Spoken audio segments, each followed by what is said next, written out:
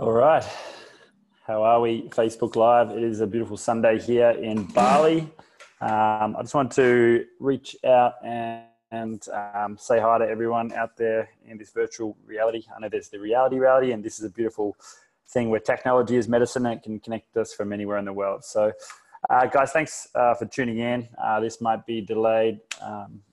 As in it might not be today, or it might be sometime in the future that you're tuning in, or it might be you're there and live with us right now. So if you are, just feel free to comment and share where you're from, because last 2 days we've shared 2 key tips about really living in our highest vibration as healthy entrepreneurs, as business owners, as high performing individuals. And the first one was self-care is not selfish. So be okay putting your own oxygen mask on first. The second one was to fill your cup and learn how to serve from overflow. There's no point trying to serve from an empty vessel. And sometimes to fill our cup, we need to empty it. We need to let go. We need to surrender. We need to release to be able to move on. So sometimes making peace with our past and allows us to really just receive and receive all that energy that's always been there. The people that have been trying to help us and support us and mentor us. So I just want to start with that. Now, tip number 3 is something cool, and a bit of a story about this, but it's about alignment versus hustle. And, you know, man, I don't know. I grew up with a single mom, and she was very nurturing and very empathetic. And for those who don't know, like, my dad grew up with mental health issues. So he taught me a lot of compassion. And, you know, I saw him sort of growing up, like living on the streets, homeless in the very neighborhood that I grew up in. And that was kind of tough, you know, but what it taught me is it taught me to really feel first and then rationalize second. And this is where the alignment thing comes in, because I have a hard time making money at the expense of someone, or doing something at the expense of the world we live in.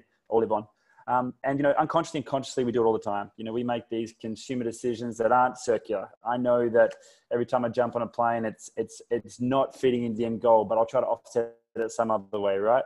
And, you know, together we can become more collectively conscious about this. And I guess this alignment piece comes down to what we say yes and no to. And I guess also for the standards that we fall to, because we'll fall to a level that we kind of allow ourselves to receive, which is, you know, self-worth, our self-value, and it feeds into all these things.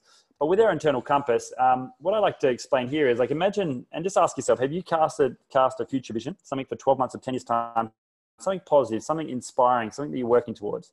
And then at the back, or, you know, future and past, have you made peace with the past yet? And, you know, really surrendered to that, and really, you know, come to terms with your own internal shadows. You know, I had to come to terms with, you know, the unconscious things that kept me stuck for a long time. And I still am. And I'm still a young man. I'm still learning this. And every experience I have kind of shows me a different side of myself. And I'm trying to see myself and from all these different experiences, and try to grow as a human being and someone that can serve and help.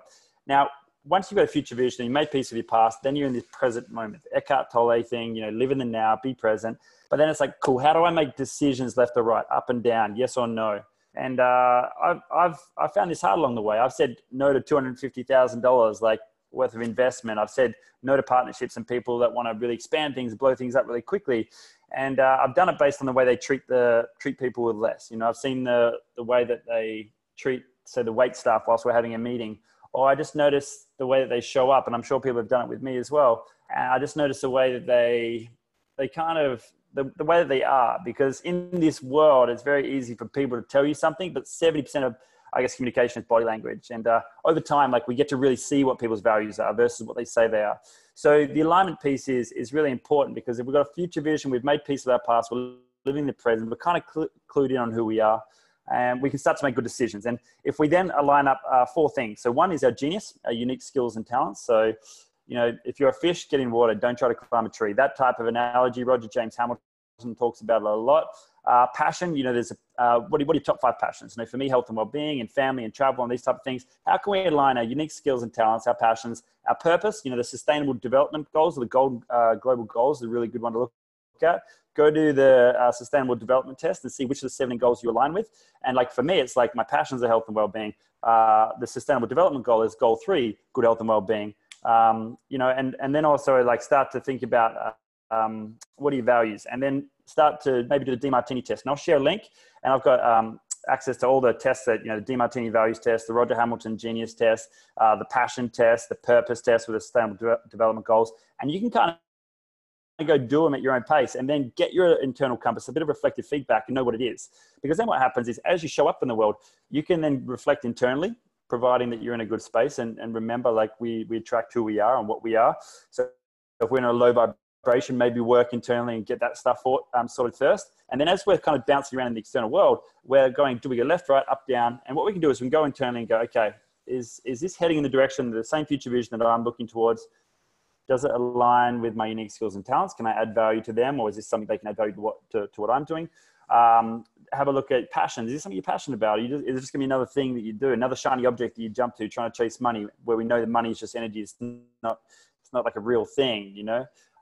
Purpose, is it aligned with the same thing that you're passionate about? If you're not aligned with sustainability and you're more aligned with like living under the ocean or education or no poverty, then it's like align with that and find people that are solving that problem. Because collectively, if we all just solved these collective sustainable development goals in our little pods and tribes, at the end of the day, we'll get them all sorted. And I guess what that then leads us to is then this concept of our reason for being. So our Ikigai, it's what's the best way to say it? So what do you love doing?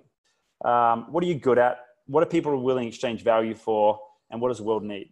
And if you can find your reason for being, you can have this internal compass, this positive future vision, you make peace of the past, then any decision becomes kind of easy. You'll say no to people that want to throw money. You say to relationships that seem really good on the surface, but there's a gut instinct or a heart that just says, no, that's not for me.